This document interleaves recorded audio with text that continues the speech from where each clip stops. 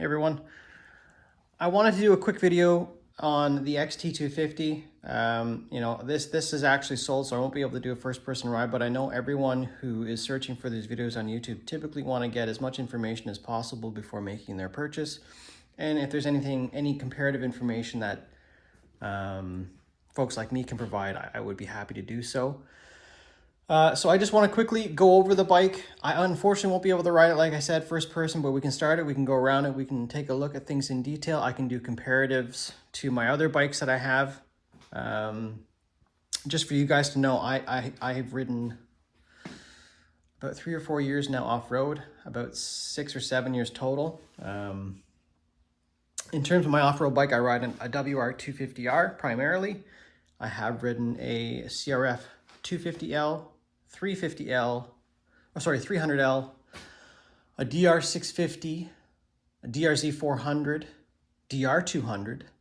So I have a lot of, I guess, a different insight on things, and I can tell you right now that this bike is probably one of the ones I would recommend for folks who are just getting into riding. If you're shorter, if you want a very light bike, this is certainly one to consider. It's certainly not going to get you any speeding tickets.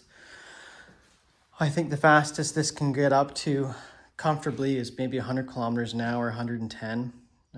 It really is made for in-town riding and trail riding.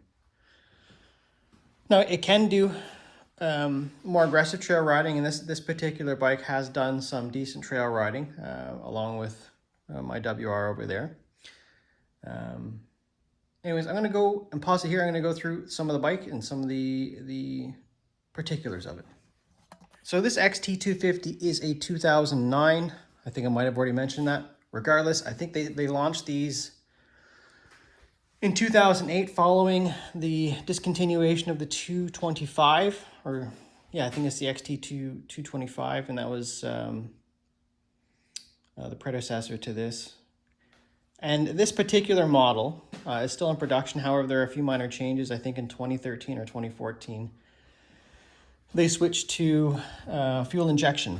So this one still is, there's the choke there. This one is still carbureted, but still runs great. The seat height is probably the most appealing piece to this bike. It is certainly, I think, the lowest of the bunch. You might be able to find an older CRF 230L that would be comparative and maybe would have to be a bit lowered. I'm 5'6", and what I'll do is I'll hop on the bike just so you guys get a rough idea of where I stand. My inseam, I think, is around 29. Okay. So I'm going to give you an idea of seat height here. I pulled my WR250R out. This one has a lowering link on it.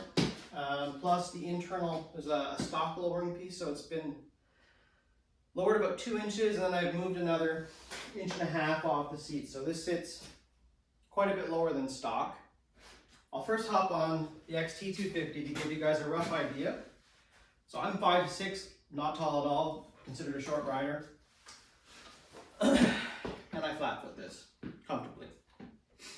This is a very, I guess, road oriented. The bars are swept down a bit.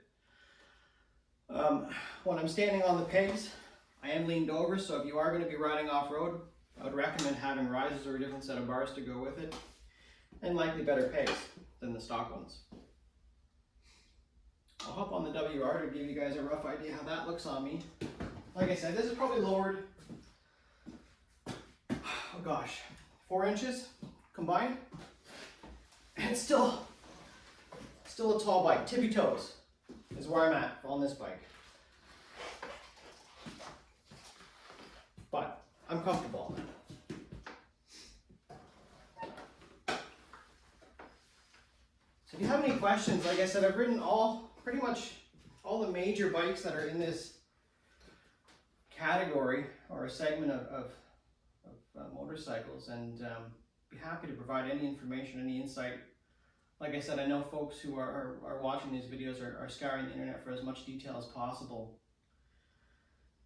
So I'd be happy to provide any information I can for you to help you to make an informed decision on what you're buying. So feel free to leave a comment. I'm gonna do a startup now and we'll go from there.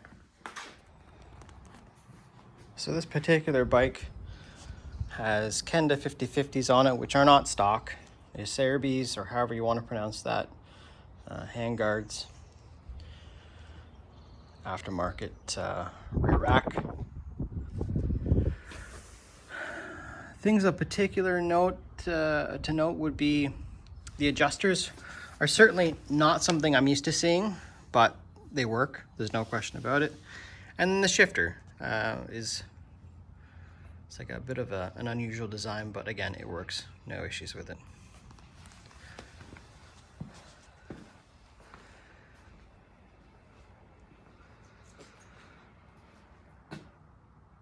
Yeah, pretty straightforward. Air cooled. It's very light, very manageable.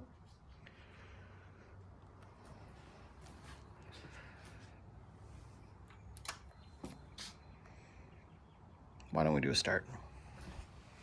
Hold the choke on this one. Again, this is carbureted. There we go.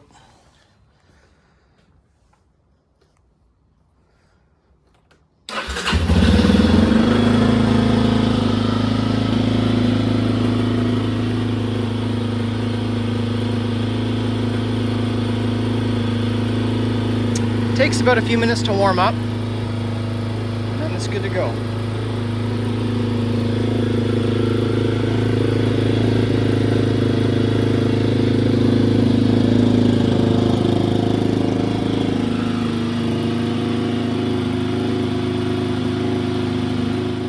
Well, it just closed up and we're back inside now.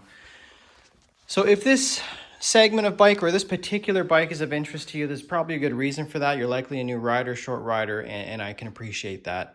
That being said, if it's your first bike, there's absolutely nothing wrong with this. I think this is a fantastic first bike, especially if your purpose is dual sport.